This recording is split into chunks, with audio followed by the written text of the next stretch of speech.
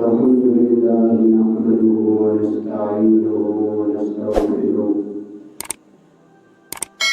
ونؤمن به ونتوكل عليه ونعوذ بالله من شرور أنفسنا ومن سيئات أعمالنا من يهده الله فلا مضل له ومن يضلل فلا هادي له وأشهد أن لا إله إلا الله وحده لا شريك له وأشهد أن سيدنا ومولانا محمدا عبده ورسوله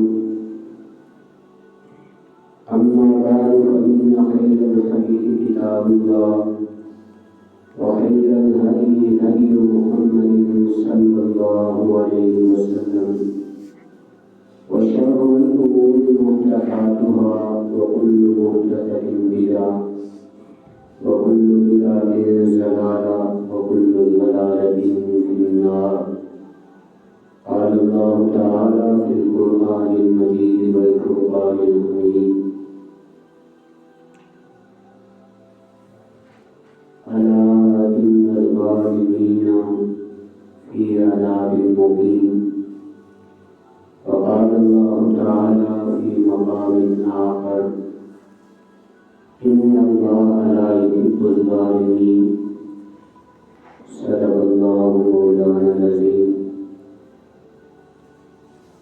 وقال النبي صلى الله عليه وسلم: الظلم ظلمات يوم القيامة. وصدق رسوله النبي الأمي الكريم.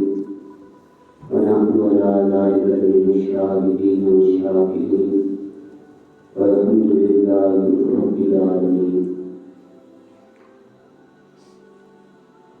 اللهم صل على محمد وعلى آل محمد كما صليت على إبراهيم وعلى آل إبراهيم إنك حميد مجيد. اللهم بارك على محمد وعلى آل محمد كما باركت على إبراهيم وعلى آل إبراهيم إنك حميد مجيد. اللهم صل على سيدنا محمد النبي الأمي وعلى آله وسلم تسليما. انتہائی واجب القدر محترم بزرگوں اور عزیز نوجوان دوستوں،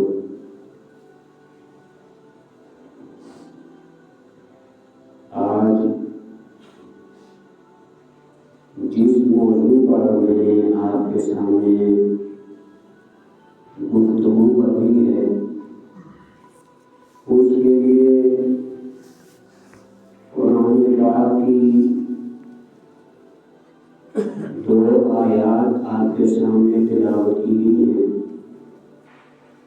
اور آپ صلی اللہ علیہ وسلم کی ایک حدیث مبارکہ آپ کے سامنے پیش کرنے کی سعادت حاصل کی۔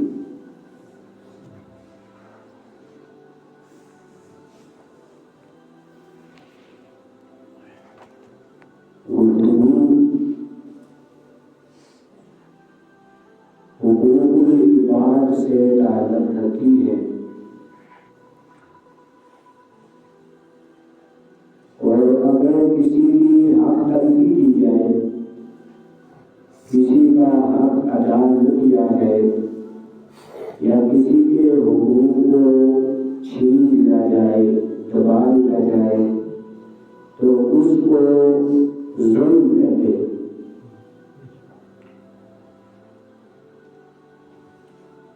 چونکہ شاید ہمارا خیال یہ ہوتا ہے کہ حج کر لیا، عمرہ ادا کر لیا، 5 وقت کے نمازی بن گئے، روزوں کی بھی ادائیگی کر دی گئی ہے، زکوٰۃ بھی ہم دینے والے ہیں، قرآن پاک کی تلاوت بھی کرتے ہیں اور آپ صلی اللہ علیہ وسلم سے محبت کے دعوے بھی کرتے ہیں، تو لہٰذا ہم مومن ہیں اور ہمارے لیے نجات ممکن ہے، لیکن یاد رکھیے ساتھ ساتھ اس بات کو کہ رب کی توحید پر ایمان لانے کے بعد نبی علیہ السلام کے اوپر ایمان لانے کے بعد اللہ کی اطاعت اور رسول کی اتباع کے اندر یہ چیز بھی شامل ہے کہ جو اللہ تعالیٰ نے حقوق بندوں کے بتائے ہیں، چاہے والدین ہوں، چاہے آپ کے بہن بھائی ہوں، چاہے آپ کی بیٹیوں بیٹے ہوں، چاہے آپ کے رشتہ دار ہوں، عزیز و اقارب ہوں، اور ان سب سے ہٹ کر اگر کوئی مسلمان ہے تو وہ بھی آپ کا بھائی ہے، اسلام کے اس کے بھی حقوق کا بھی ذکر کیا ہے۔ اور جب تک انسان اللہ تعالیٰ کے حقوق کے ساتھ ساتھ اس کے بندوں کے حقوق کی ادائیگی نہیں کرتا، ان کے حقوق کو ادا نہیں کرتا، تو یقیناً جتنا بڑا موحد ہو، 5 وقت کا نمازی ہو، تہجد گزار ہو، بیت اللہ کا غلاف پکڑ کے رو کر اپنے گناہوں سے معافی مانگنے والا ہو، قرآن پاک کی تلاوت کرنے والا ہو، زکوٰۃ کی ادائیگی کرنے والا ہو، لیکن جب تک وہ اللہ تعالیٰ کے بندوں کی حقوق ادا نہیں کرتا، اس وقت تک اس کے لیے نجات اور اس کے لیے جنت میں جانا آسان نہیں ہے۔ کہ جب تک انسان اللہ تعالیٰ کے حقوق کو ادا کرنے کے ساتھ ساتھ اپنے والدین کے حقوق کو ادا نہیں کرتا، اپنے بھائیوں کے حقوق کو ادا نہیں کرتا، اپنی بہنوں کو اپنی جائیداد میں سے حصہ نہیں دیتا، یا کسی کا کوئی حق غصب کیا ہوا ہے، کسی کا کوئی حق دبایا ہوا ہے، جب تک وہ اس کو واپس نہیں لوٹاتا، اس وقت تک وہ یہ یقین نہ رکھے کہ مرنے کے بعد میں سیدھا جنت میں جاؤں گا، کیونکہ حقوق العباد کا معاملہ اتنا سنگین ہے کہ اللہ تعالیٰ اگر کوئی شخص شرک سے بھی توبہ کر لیتا ہے، اللہ تعالیٰ شرک جیسا عظیم گناہ بھی اس کا معاف فرما دیں گے، لیکن اگر کوئی شخص حقوق العباد میں کمی کوتاہی کر دیتا ہے، جب تک وہ بندہ معاف نہ کرے اللہ تعالیٰ بھی اس کو معاف نہیں فرماتے۔ اور کسی کا حق دبانا، کسی کے حق کو غصب کر لینا، کسی کی جائیداد پہ قبضہ کر لینا، کسی کی دکان پہ قبضہ کر لینا، کسی کے مکان پہ قبضہ کر لینا، کسی کا مال اپنے قبضے میں کر لینا، کسی کا مال مویشی پہ قبضہ کر لینا، کسی کی گاڑی موٹر سائیکل کسی چیز پر بھی قبضہ کر لینا، قیامت والے دن یہ شخص جب اللہ کی عدالت میں آئے گا تو یہ شخص دوسرا شخص جو مظلوم ہوگا وہ اس سے مطالبہ کرے گا، اور مطالبہ وہاں پر زمین تو نہیں دے سکے گا، جب کچھ بھی دے نہیں پائے گا تو حکم ہوگا کہ اس کے جتنے بھی نیکیاں ہیں وہ اس مظلوم کو دے دی جائیں۔ نیکیاں دینے کے بعد اگر پھر بھی اس نے ظلم زیادہ کیا تھا، نیکیاں کم پڑ گئی، تو اب جو ظالم مظلوم کے گناہ ہوں گے وہ ظالم کے کندھے پہ ڈال کے اس کو جنت نصیب کیا جائے گا۔ یہ ہے حقوق العباد کا معاملہ۔ حقوق العباد کا معاملہ اتنا سنگین ہے۔ اب جمعہ کی نشست میں اس مختصر سے وقت میں آپ کے سامنے کس کس کے حقوق کو بیان کیا جائے، لیکن ایک شک میں آپ کے سامنے بیان کر دیتا ہوں جو بالخصوص کسی کے انتقال کرنے کے بعد آپس میں وراثت میں کوئی کمی کوتاہی پائی جاتی ہے اور ایک دوسرے کے حقوق کو ادا نہیں کیا جاتا۔ آپ صلی اللہ علیہ وسلم کا ارشاد ہے، فرمایا کہ من اخذ شیئا من الارض بغیر حقہ خسف به یوم القیامۃ الی سبع اراضین۔ فرمایا کہ جس نے کسی کی زمین میں سے کوئی حصہ بھی اپنے قبضے میں کر لیا، قیامت والے دن اس کو سزا کے طور پہ 7 زمینوں کے نیچے دھنسایا جائے گا۔ زمین کے اندر دھنسنا آپ اس مثال سے سمجھ سکیں گے کہ کوئی شخص زندہ ہے، گڑھا کھود کے اس کو وہاں پہ دفن کر دیا جائے، اوپر سے پڑیاں رکھ دی جائیں، مٹی ڈال دی جائے، تو اس کی حالت کیا ہوگی؟ آدمی زمین کے نیچے زندہ ہے، سانس گھٹ رہا ہے، اور پھر زمین کی تنہائیاں اس کا کیا حال کرتی ہے۔ یہ تو نہیں مختصر سے اس کھڈے کی مثال، لیکن فرمایا جو کسی کی زمین پہ قبضہ کر لیتا ہے اس کو کھڈے میں دفن نہیں کیا جائے گا، 7 زمینوں تک اسے نیچے دھنسایا جائے گا۔ اور زمین کا کتنا حصہ یہ سزا کس شخص کے لیے ہوگی؟ دوسری حدیث پاک آپ کے سامنے بیان کرتا ہوں جو اسی سے ملتی جلتی ہے۔ فرمایا من اخذ شبرا من الارض ظلما فانه یطوقه یوم القیامۃ من 7 اراضین۔ فرمایا جس نے ایک شبر، ایک بالش کسی کی زمین پہ قبضہ کر دیا، قیامت والے دن اللہ تعالیٰ 7 زمینوں کا توق بنا کے اس کے گلے میں ڈالے گا۔ 7 زمینوں کا توق بنا کے اس کے گلے میں ڈالا جائے گا۔ اور کسی شخص کے کاندھے پہ اگر 50 کلو کا وزن رکھ دیا جائے تو وہ کمان کی طرح جھک جاتا ہے، اور پھر 7 سال شدید گرمی بھی ہو، سورج کی تپش بھی ہو تو اس کا حال کیا ہوتا ہے؟ تو آپ اندازہ کیجئے 7 زمینوں کا توق ہم میں سے کس میں طاقت ہے کہ 7 زمینوں کو اپنے گردوں سے اٹھا کر پھرتا چلے؟ اور پھر زمین تانے کی ہوئی، سورج انتہائی زیادہ نزدیک ہوگا، لوگ پسینے میں شرابور ہوں گے، ڈوبے ہوئے ہوں گے، اور زمین تانے کی اور 7 زمینوں کا توق اس کے گلے میں لٹک رہا ہوگا، کون اٹھا سکے گا؟ بندہ جب یہ سنتا ہے تو تجسس ہوتا ہے کہ یہ معاملہ کیسے ہوگا، تو پھر یہ بات اس کی تعریف کرتی ہے۔ فرمایا قیامت والے دن جو جہنمیوں کو جب جہنم میں ڈالا جائے گا تو یہ وجود اس سے چھین لیا جائے گا، یہ معمولی شکل ہے۔ قیامت والے دن اس سے یہ وجود چھین لیا جائے گا اور اس کا ایک دان اور پہاڑ جتنا بڑھا دیا جائے گا۔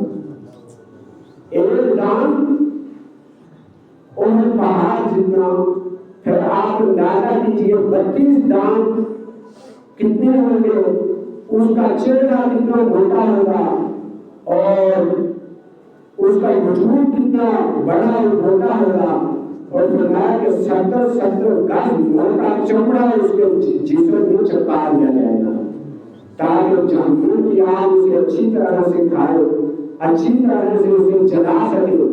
جب 70 گز کا چمڑا جل کے ختم ہوگا تو پھر اس کو نئے سے چمڑا بنا دیا جائے گا تاکہ اس کو عذاب کی تکلیف اور شدت زیادہ محسوس ہو۔ ورنہ کوئی اس گردن کے ساتھ جو 7 زمینوں کا توق اٹھا نہیں سکتا، اور بات اٹھانے کی نہیں ہے، بات عذاب دینے کی ہے کہ 7 زمینوں کا توق ایسے لوگوں کی گردن میں ڈال دیا جائے گا جس نے ایک شبر ایک بالغ زمین کسی دوسرے کی اپنے قبضے میں کر دی ہو۔ ممکن ہے ہم یہ سوچتے ہوں کہ ہم نے کسی کی زمین پر قبضہ نہیں کیا، ہم ہندو زبان میں اپنی زبان میں جس کو بولتے ہیں تلے اور بندے زمین کا فیصلہ ہوا کہ یہ جو تنگا ہے یہ آپ کا ہے، اور اس کے ساتھ یہ جو بنا ملا ہوا ہے یہ بھی اوپر والا حصہ آپ کا ہے۔ اب کسی شخص نے یہاں پر حد مقرر کر دی، یہاں پر حد مقرر کر دی کہ زمین کے تلے کے ساتھ ساتھ بندے کا کچھ حصہ یہ کس کا ہے، آپ کا ہے۔ اب جب تقسیم ہوئی سب لوگ اپنے گھروں کو واپس لوٹے، اس نے پیچھے سے ایسے کیا کہ زمین کی جو حد مقرر کی ہوئی تھی یہ پتھر اٹھا کے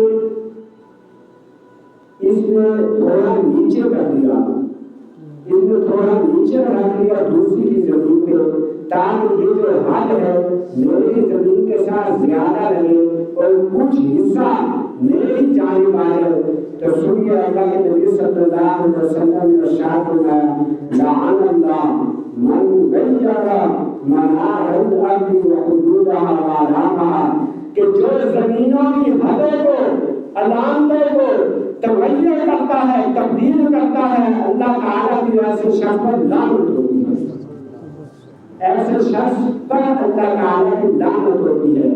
زمین کا اتنا حصہ بھی آپ کو قبضے میں کر دیا، قیامت والے دن اس کی ادائیگی کرنی ہوگی۔ ممکن ہے ہم میں سے اس چیز میں کوئی مبتلا نہ ہو، اس گناہ میں کوئی مبتلا نہ ہو، لیکن جو شخص کسی کے مزدوری کو ادا نہیں کرتا، مزدوری کو مزدور کا حق ہے اور وقت پہ ادا نہیں کرتا، اللہ کے نبی علیہ السلام نے ارشاد فرمایا کہ مزدوری کا حق اس کا پسینہ خشک ہونے سے پہلے ادا کرنا چاہیے۔ چاہے کہ ہمارے معاشرے میں شاید اس کی کمی پائی جاتی ہے کہ مزدوروں کو سب سے زیادہ ستایا جاتا ہے۔ اگر میں کہوں تو یہ بات غلط نہیں ہوگی کہ دنیا کے اندر سب سے زیادہ محنت کر کے کمانے والا طبقہ مزدور کا طبقہ ہوتا ہے۔ صبح سے لے کر شام تک اپنے خون اور پسینوں بہاتا ہے اور اپنے بیوی بچوں کے لیے کن مشکلات کا سامنا کرتا ہے، گرمی کی شدت سے قدان اٹھائے ہوئے وہ جگہ کو پہیوں کو توڑ رہا ہوتا ہے، لیکن جب شام کا وقت آتا ہے تو جو کام کرانے والے ہوتے ہیں وہ کہتے ہیں بھائی اس چیز کے پیسے پھر کبھی دے دینا یا کل دے دینا۔ آپ کو کیا معلوم اس نے اتنی مشقت کے ساتھ یہ کام کیا، یہ گھر میں بھی بیٹھ سکتا ہے، ممکن ہے کہ آپ کو بتا نہیں گا، ہو سکتا ہے اس کے گھر کے اندر کئی دنوں سے پاکے چل رہے ہوں، ہو سکتا ہے اس کے بیوی بچے بھوکے ہوں، لیکن آپ نے اس کا حق ادا تو کرنا ہے، لیکن جو آپ اس کی تاخیر کر رہے ہیں، تاخیر کرنے کی وجہ سے آپ ظالم کہلاتے ہیں، اور ظالم کا اتنا شدید عذاب ہے کہ جو ظلم کرتا ہے، نبی علیہ السلام نے ارشاد فرمایا الظلم ظلمات یوم القیامہ، قیامت والے دن یہ ظلم اندھیروں کی شکل میں آئیں گے۔ جائیداد کا معاملہ ہو، کسی کی جگہ قبضے پہ کی ہو یا مزدور کا حق، اس کو وقت پر آپ نے پیسے نہیں دیے تو اس کو کیا کہتے ہیں؟ ظلم کہتے ہیں۔ اور ظلم کا معاملہ ایسا ہے، فرمایا کہ واللہ لا یحب الظالمین، اللہ تعالیٰ ظالم سے محبت نہیں کرتا۔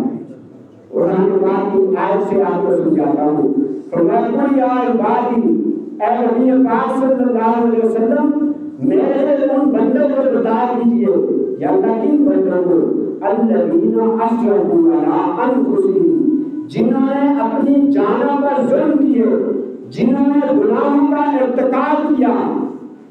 یا اللہ کس کے بندے ہیں؟ فرمایا یا عبادی، چاہے جتنے گناہگار ہوں لیکن بندے میرے ہی ہیں. لیکن جب ظلم کی باری ہے تو فرمایا واللہ لا یحب الظالمین، اللہ تعالیٰ ظالم سے محبت نہیں کرتا. مظلوم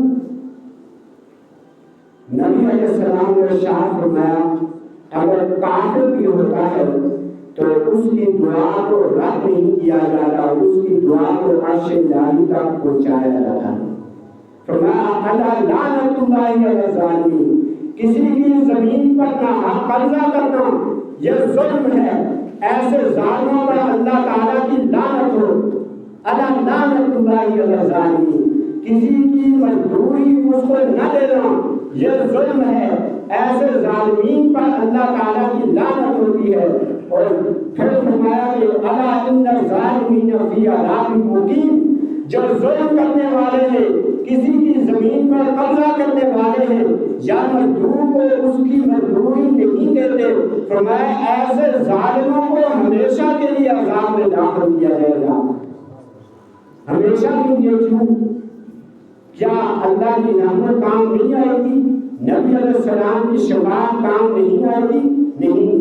قرآن پاک نے جواب دیا ما للظالمین من حمیم ولا شفیع یطاع، ظالم لوگوں کا قیامت والے دن کوئی بھی سفارشی نہیں ہوگا. تو معلوم ہوا جو ظلم کرنے والا ہے اللہ کے نبی بھی اس کے حق میں شفاعت نہیں ہوگی.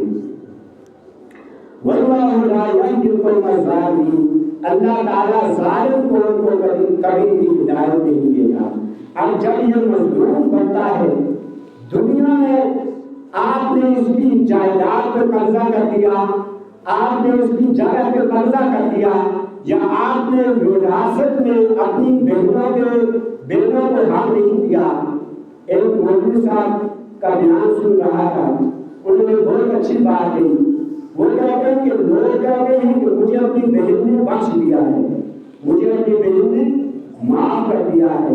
وہ کہتے ہیں میری 35 سال عمر ہو گئی، آج تک میں نے یہ نہیں سنا کہ کسی بھائی نے بھائی کو بخش دیا ہو.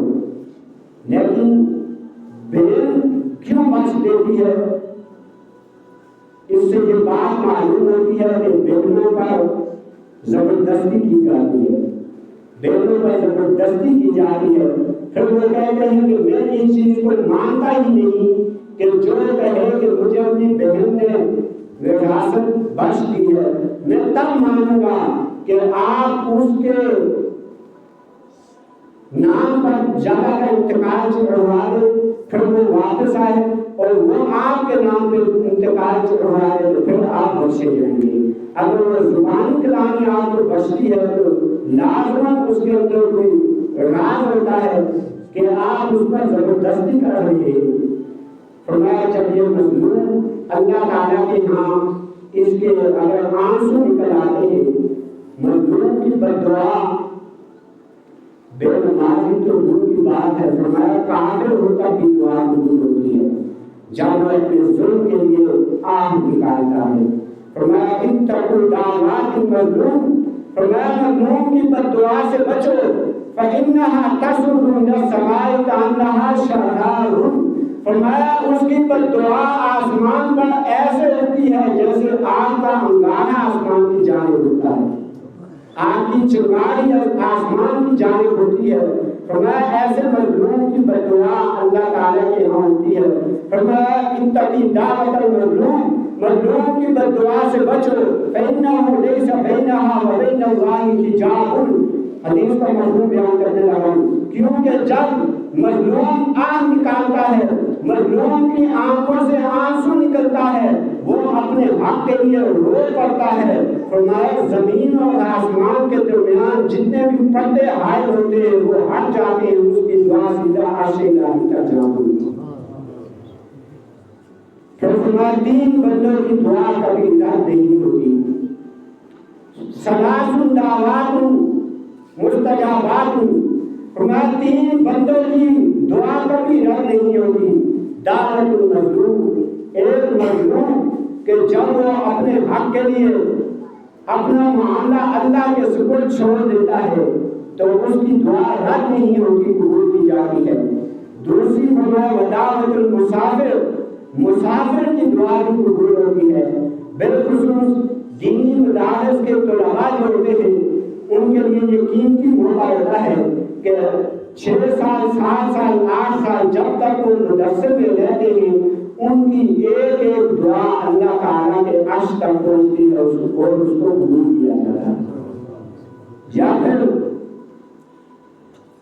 دعوت و تبلیغ کے سلسلے میں نکلنے والی جماعتیں، آپ تبلیغ میں جاتے ہیں تو بہت اچھا موقع ہوتا ہے اللہ تعالیٰ سے اپنی حاجات اور اپنی تمنائیں منوائیں. یہ ایسا وقت ہے کہ اس وقت بھی دعا قبول ہوتی ہے، کیونکہ عام مسافر جو اپنی حاجت کے لیے اپنی ضرورت کے لیے سفر پہ جاتا ہے فرمایا اس کی دعا قبول ہوتی ہے. تو دین سیکھنے کے لیے یا دین پھیلانے کے لیے جو اللہ کے راستے میں نکل کر دعا کرتا ہے تو اس کی دعا کیسے رد ہو سکتی ہے. پھر فرمایا کہ ودعوت الوالد لولدہ، باپ کی دعا اپنے بیٹے کے لیے. والدین کہتے ہیں ہمیں تعلیم چاہیے، بیٹا نافرمان ہو گیا ہے، تعلیم چاہیے، اولاد نافرمان ہو گئی ہے، یا اولاد کو دم کر دیجیے تاکہ یہ ہمارا فرمانبردار بن جائے. جو تعلیم اور جو وظیفہ اللہ کے نبی نے بتایا اس پر آپ کو یقین نہیں ہے کیا؟ سب سے طاقتور وظیفہ کیا ہے؟ نبی کی حدیث ہے، فرمایا کہ جو والد اپنی اولاد کے لیے دعا کرتا ہے اللہ تعالیٰ اس دعا کو قبول فرما دے گا. اس لیے والدین کو چاہیے کہ اگر ان کی اولاد نافرمان ہیں تو تعویذ گنڈا لینے کی ضرورت نہیں، دم ظہور کرانے کی بھی ضرورت نہیں. آپ اللہ کی بارگاہ میں اپنی اولاد کی فرمانبرداری کے لیے درخواست فرمائیں، آپ کے ہاتھ انشاءاللہ نیچے بعد میں گریں گے، اللہ تعالیٰ آپ کی دعا کو پہلے قبول فرما دے گا. اور یہ یقین ہونا چاہیے کہ ہاتھ نیچے بعد میں گرتے ہیں، دعا پہلے قبول ہوگی، کیونکہ خاص کر کے بتایا گیا ہے کہ والدین کی دعا اپنی اولاد کے حق میں قبول ہوتی ہے. پھر نبی علیہ السلام نے ارشاد فرمایا یرفع اللہ فوق الغمام ویفتح لها ابواب السماء. فرمایا مظلوم کی بددعا بادلوں پر اٹھائی جاتی ہے، ویفتح لها ابواب السماء، مظلوم کی بددعا کے لیے آسمان کے دروازے کھول دیے جاتے ہیں. وَيَقُولُ رَبِّ، اور اللہ تعالیٰ خود فرماتے ہیں وَعِزَّتِي لَأَنصُرَكَ بَعْدَ حِينٍ، اے میرے بندے کچھ تاخیر بھی ہو جائے لیکن مجھے اپنی عزت کی قسم ہے میں تمہاری مدد ضرور فرماؤں گا. پھر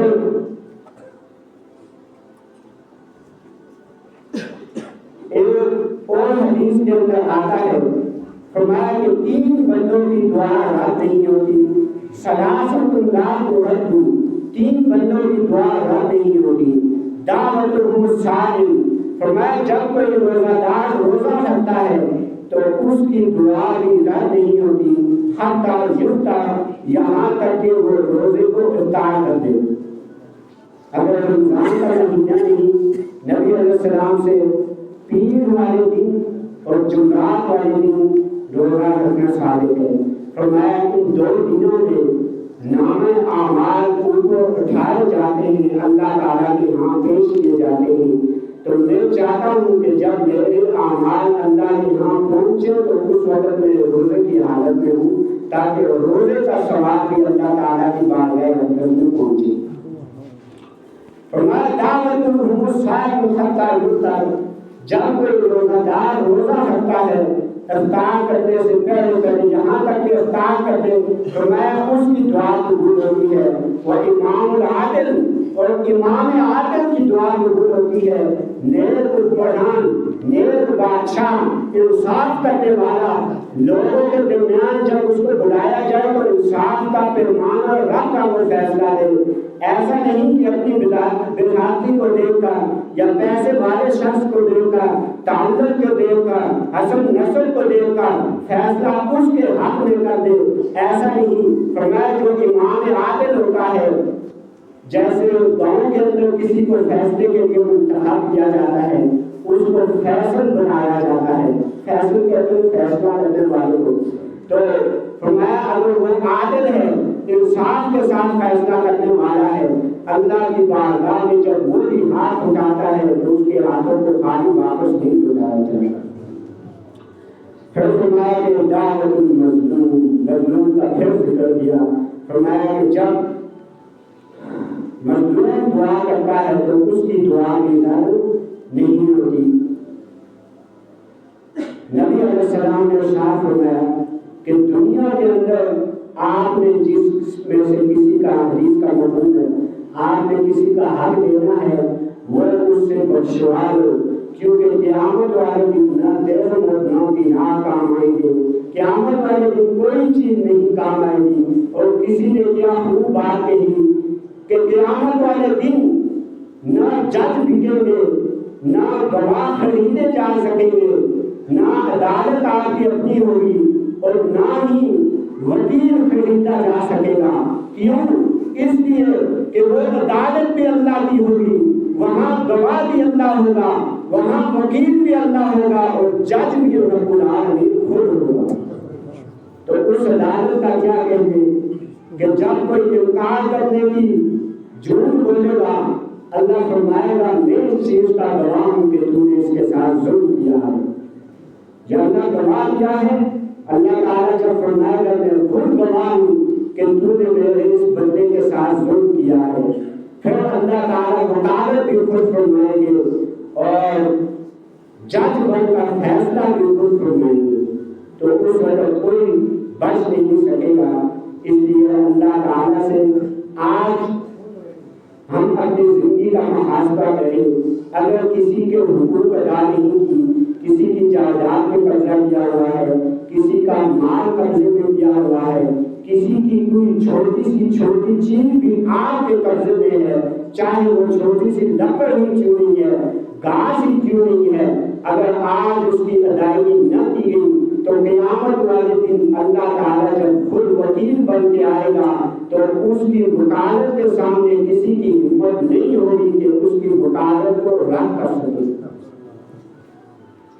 اس لیے اللہ تعالیٰ سے دعا ہے کہ اللہ تعالیٰ ہم سب کو ظلم سے بچنے کی توفیق عطا فرمائے۔